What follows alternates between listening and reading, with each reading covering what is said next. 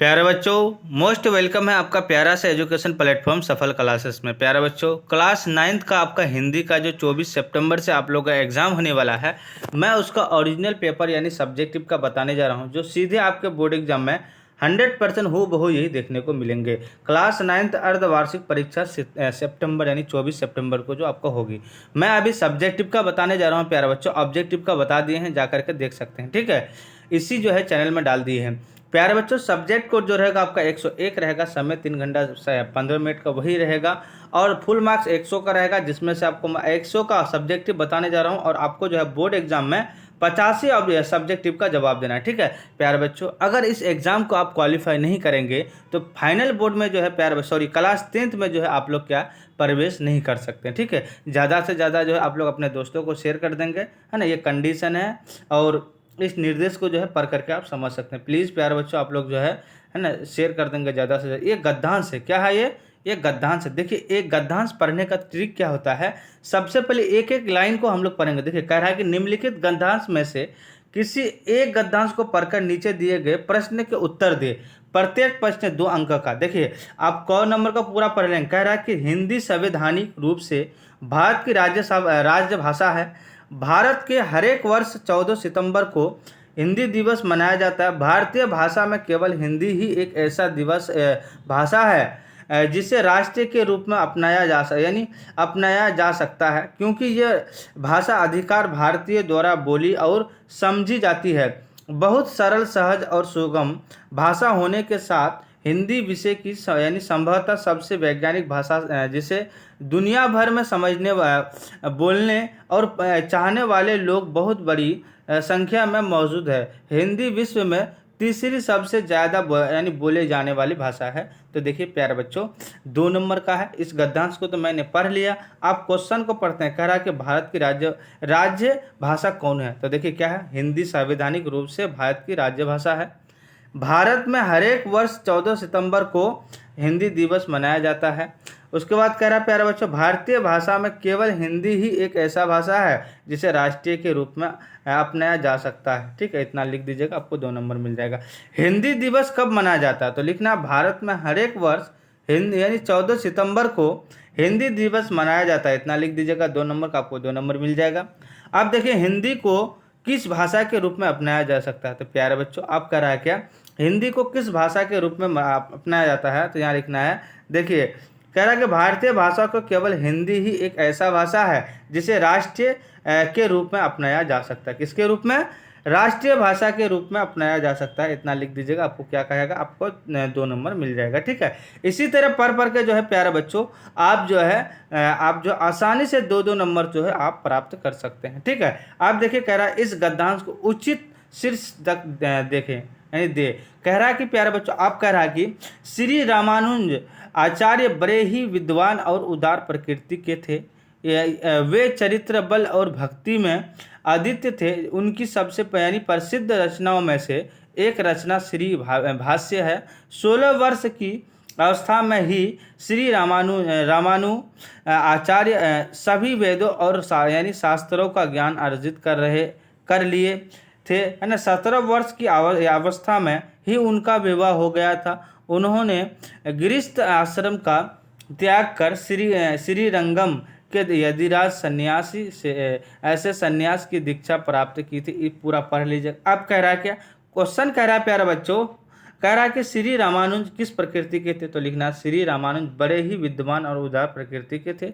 इतना लिख दीजिएगा, आपको 2 नंबर मिल जाएगा। आप कह रहा है श्री भाष्य किसकी प्रसिद्ध है, तो श्री भाष्य आपका कहाँ लिखा हुआ, पढ़ेंगे एक एक लाइन करके। देखिए, है ना, श्री भाष्य है। 16 वर्ष की अवस्था में ही श्री रामानु आचार्य सभी वेदों और शास्त्रों का ज्ञान अर्जित कर लिए थे, है ना। तो इतना लिख दीजिएगा। अब कह रहा है क्या, श्री रामानुज का विवाह किस वर्ष अवस्था में हुई थी, तो पहले विवाह जो यानी शादी जो हुआ था 17 वर्ष, यहाँ से लिख देना 17 वर्ष की अवस्था में ही उनका विवाह हो गया था। तो इतना लिख दीजिएगा। क्या आसान नहीं लग रहा है, इतना इजी प्यारे बच्चों, आपको जो है 24 सितंबर को ही क्वेश्चन रहेगा, है ना। इसी तरह जो है आप लोग गद्यांश को पढ़ के बना करके आ जाइएगा। ये पूरा गद्यांश है, ये भी आपका क्या है, आपका यानी गद्यांश है। क्या है, देखिए, कह रहा है कि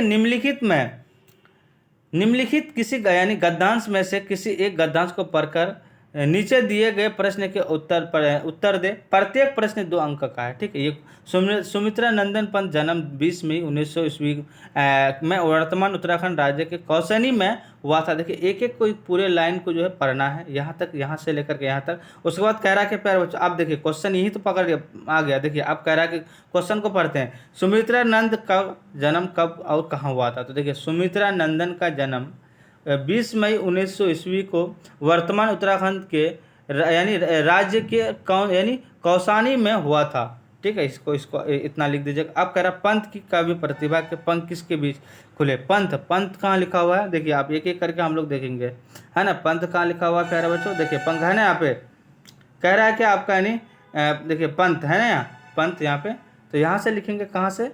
शैशवावस्था में है, माँ के निधन के कारण पिता और दादी का छाया पले, पंत की काव्य प्रतिभा की पंख अल्मोड़ा की, है ना, नैसर्गिक यानी सुषमा के बीच खुले। इतना लिख दीजिएगा, 2 नंबर मिल जाएगा।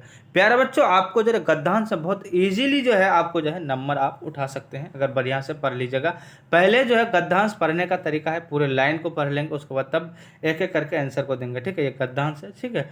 अब देखिए यहाँ कह रहा है प्यारे बच्चों निम्नलिखित में से किसी एक विषय पर लगभग 200 से 250 शब्द में लिखे। एक देख लेते हैं, उसके बाद देखिए नववर्ष जितना भी है, दुर्गा पूजा वगैरह एक लिख देंगे, 10 नंबर का है। या अथवा में लिख सकते हैं मासिक परीक्षा की तैयारी का उल्लेख करते हुए अपने बड़े भाई के पास एक पत्र लिखे। अब पत्र भी लिख लीजिएगा, है ना। आप कह रहा है कि निम्नलिखित प्रश्न में से किन्हीं 5 प्रश्नों का उत्तर दे। लोकगीत किसे कहते हैं? या बिहार में शास्त्रीय संगीत के कितने और कौन कौन से रूप में विशेष प्रचलित रहे? ये सब लिख दीजिएगा। 6 नंबर का जो है प्यारे बच्चों निम्नलिखित प्रश्नों में से किसी एक प्रश्न का उत्तर दे। 1 नंबर, एक ठो लिखेंगे तो 5 नंबर मिलेगा, है ना। उसके बाद क्या देखिए आप आंसर आते हैं। देखिए वो आपका जो ये सारा गद्यांश जो था इसी में था, ये गद्यांश भी यहाँ लिख दिए हम। भारत में राज्य भाषा कौन है? तो हिंदी संवैधानिक रूप से भारत का राज्य भाषा है। आप देखिए कहते हैं हिंदी दिवस कब मनाया जाता है? तो भारत में हर एक वर्ष 14 सितंबर को हिंदी दिवस मनाया जाता है। अब कह रहा है हिंदी को किस भाषा के रूप में अपनाया जा सकता है? तो भारतीय भाषा में केवल हिंदी ही एक ऐसी भाषा है जिसे राष्ट्रीय भाषा के रूप में अपनाया जा सकता है, क्योंकि ये भाषा अधिकतर जो है भारतीय द्वारा बोली जा सकती है। ये पूरे जो है प्यारे बच्चों में तो आपको बता ही दिया, ये पंत वाला इतना जितना है ये सारा गद्यांश तो आपको पूरा बता दिए हैं। और देखिए आप देखिए प्यारे बच्चों कह रहा है कि दुर्गा पूजा पे, तो दुर्गा पूजा पे लिखना है नवरात्रि, जिसे अक्सर दुर्गा पूजा के रूप में मनाया जाता है। भारत के ये मनाया जाता है, ठीक है। ये मनाया लिखना है, ये जाना जाता नहीं। भारत के सबसे उज्जवल और प्रसिद्ध पर्वों में से एक है, हालांकि ये पूरे देश में मनाया जाता है, लेकिन यानी बंगालियों में, जो बंगाल में होता है, इसके प्रति एक अनोखा लगाव है। इस 10 दिवसीय उत्सव में माँ देवी दुर्गा का सम्मान किया जाता है, जो बुराई पर अच्छाई की जीत होती है। ये पूरे लिख दीजिएगा प्यारे बच्चों, आपको 10 नंबर मिल जाएगा। पूरे जो है मैं थोड़ा थोड़ा स्क्रॉल करता हूँ ताकि आप अच्छे से लिख दीजिएगा।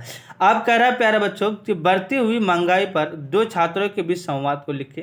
तो लिखना बढ़ती हुई महंगाई पर 2 छात्रों के बीच संवाद इस तरह से हो सकता है। देखिए, अरे क्या हाल चाल है, महंगाई ने जीना मुश्किल कर दिया है। हाँ बिल्कुल सही कह रहे हैं। और सिर्फ खाने पीने की चीज़ ही नहीं, स्कूल की फीस और बिजली के बिल भी भर गया। ये पूरे लिख दीजिएगा, आपको 10 नंबर मिल जाएगा, ठीक है। अब लोकगीत किसे कहते हैं? तो कहता है आम लोग द्वारा रचे गए वे गीत होते हैं जिन्हें पूरा लोक समाज अपनाता है। उसके बाद ये लिख दीजिएगा बिहार में शास्त्रीय संगीत के कितने और है? तो ये पूरे लिख दीजिएगा प्यारे बच्चों।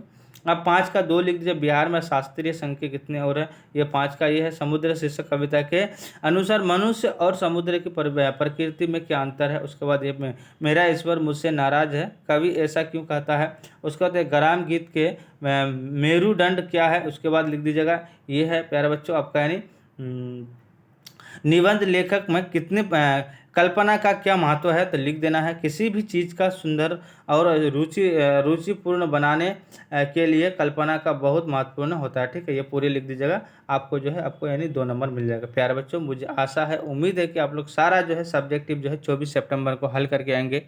फिर हम लोग नेक्स्ट क्लास के साथ मिलते हैं। जय हिंद, जय भारत।